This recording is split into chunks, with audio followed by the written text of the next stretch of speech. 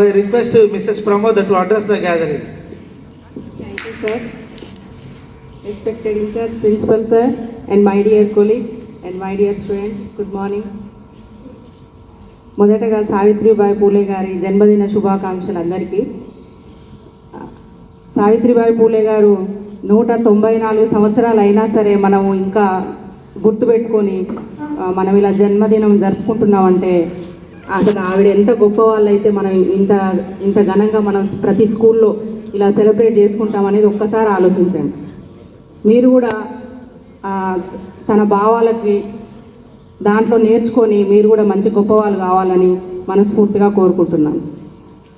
మరి నాకు teacher job అనేది ఒక ప్యాషన్ లాగా అనమాట. ఇప్పుడు సార్ చెప్పారు, నాది యాక్చువల్గా బ్యూటీ పార్లర్ 23 సంవత్సరాల నుంచి బ్యూటీ పార్లర్లో విజయవంతంగా మంచిగా సక్సెస్ఫుల్గానే రన్ చేస్తున్నా. కానీ నాకు మంచి టీచర్ కావాలనేది ఫస్ట్ నుంచి కోరిక అనమాట. అయితే యాక్చువల్గా బ్యూటీ పార్లర్ కోర్సు చేసుకుంటూనే మళ్ళీ నెక్స్ట్ డిగ్రీ కంప్లీట్ చేయడము, ఎంఏ కంప్లీట్ చేయడం, బీఈడి కంప్లీట్ చేయడం, టెట్ కంప్లీట్ చేయడం, ఇట్లా టీచర్ కావాలనేది ఆ కోరిక అనేది అట్లనే ఉండిపోయింది అన్నట్టు.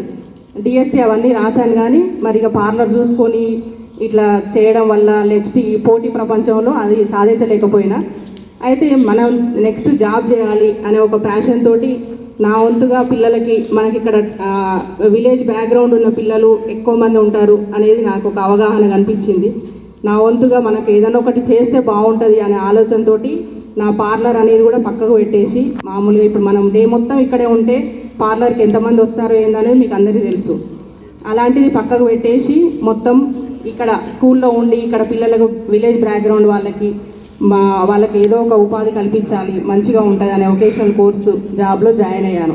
అంటే దీనికి అంతటికీ మూలం కూడా టీచర్ కావాలనే కోరిక.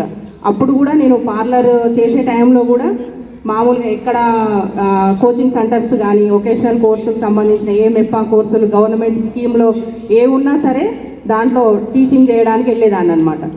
అట్లా ఆ ప్రొఫెషన్ అంటే అంత ఇష్టం అనే ఉద్దేశంతో ఇవన్నీ చెప్తున్నాను. Okay, thank you.